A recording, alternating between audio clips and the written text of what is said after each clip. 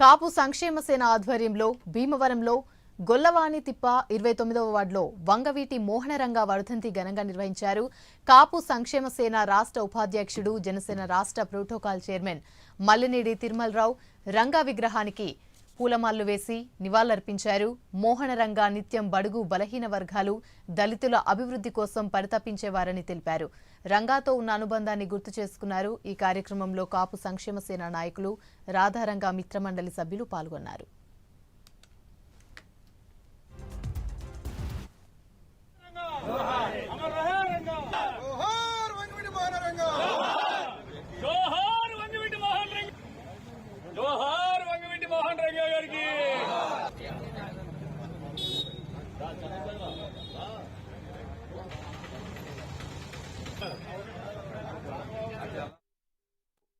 వంగవీటి మోహనరంగ గారి 35వ వర్ధంతి TR college సెంటర్లో జరుపుకుంటున్నాం. ఇది చాలా బాధాకరం. వంగవీటి మోహనరంగ గారు 35 సంవత్సరాల్లో ఆయన మరణించి 30 సంవత్సరాలు అయిందంటే మేము నమ్మలేకపోతున్నాం.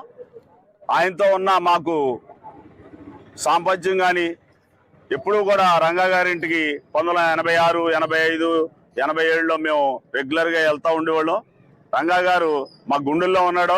ఎప్పుడూ కూడా బడుగు బలహీన వర్గాలకి ఆశాజ్యోతిగా ఉండి రంగా గారు అందరితో ఉండి ముఖ్యంగా పేద బడుగు వర్గాలకి బాగా దగ్గరగా ఉండేవారు.